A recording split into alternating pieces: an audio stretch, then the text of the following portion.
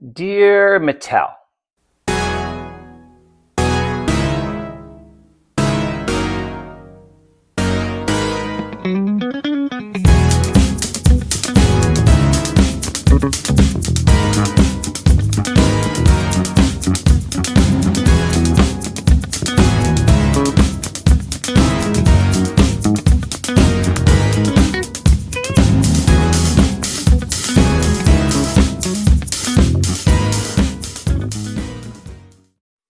now normally I don't like to just be a negative Nelly, but last week's Mattel revealed live stream was a bit of a head scratcher. I mean, some of the decisions moving forward. So first, let's talk about the laser action He-Man. I mean, that was a good move. I'm sure we're all excited for the laser action Skeletor that's right around the corner. I'm all in. I think we're all in. But aside from that, I was expecting more movie promotion. Now, I know that they did have that little like building set for the movie, and that was cute. I don't really collect that type of motu, so maybe that's why that didn't speak to me. But I was hoping for like more big characters and more figures. And I know there's been a lot out there already because they did the toy fairs and there was all kinds of stuff out there. But I thought maybe there'd be new characters, deep dive characters, exclusives, maybe even some play sets and vehicles. Maybe that's a bit much to ask yet. It seems in the meantime, Mattel Creations is taking a pivot towards more of a niche audience. So I want to talk quickly about the Monster High Skeletor, because that's not quite niche. I know that she's a very popular franchise. Lots of people collect Monster High. I don't collect Monster High, so maybe that's why that didn't speak to me.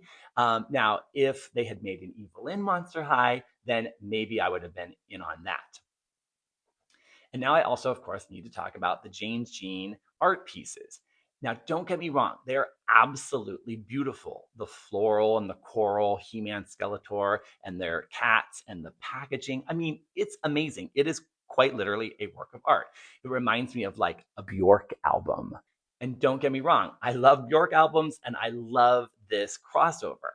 But it feels kind of like the icing on the cake. And we haven't even really had the cake yet, let alone the meat and potatoes. When I first saw the floral He Man, I actually thought for a second that it was Light Hope.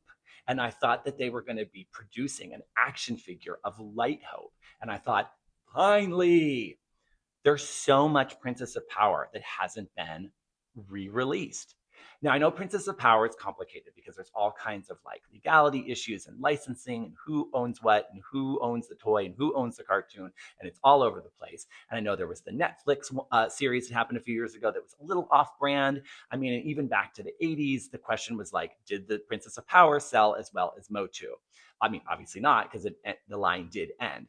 So I get from a business perspective that maybe Mattel wants to be a little bit conservative about She-Ra, but as a fan, there's so many that we want. So first of all, for the 35th anniversary of She-Ra, Mattel did an amazing job of reissuing She-Ra. With the packaging was perfect, the rooted hair, everything was just amazing. So I would love more of these, and I get it that they might not do a deluxe rooted hair for all of the Princesses of Power, but at least we could get a few, or at least Catra, her main villainess. And here's my vintage Catra in my light box because she's kind of falling apart. It's been a while since the 80s. Her rooted hair is a little ratted, but I would love a reissue of vintage Catra in the pink outfit and the furry tail and the rooted hair. It would be amazing. Now, I do love that they did give us the Filmation cartoon version of Catra and her little cat form. This was great. I wouldn't want to have to choose, but Mattel, please, like, don't make me have to choose. Give us all that we want. And it's very odd that the only Princess of Power that they've really been releasing recently, other than Catra and She-Ra in some form, is Frosta. So we've gotten Frosta in Masterverse, we got the Origins Frosta in the cartoon collection, and I love Frosta. I'm grateful for Frosta, but I mean, she's really like the only extra Princess of Power that we've gotten.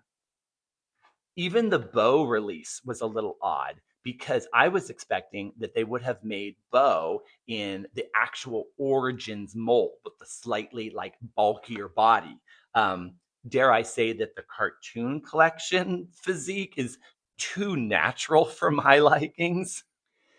Now, in addition to the action figures of She-Ra and Princess of Power that could be produced by Mattel, we could lean more into the Barbies. So the Barbie She-Ra that they made was awesome, and I love that. So I would love to see more Barbies. I mean, Mattel, you own She-Ra, you own Motu. Let's put it together.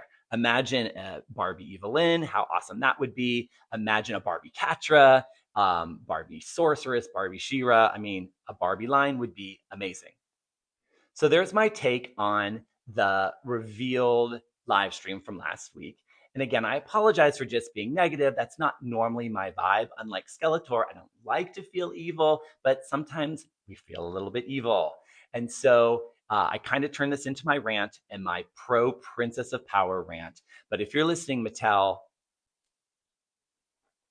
thanks for watching. And until next time, and we'll get back to our normal talking about fun stories and fun toys in Masters of the Universe.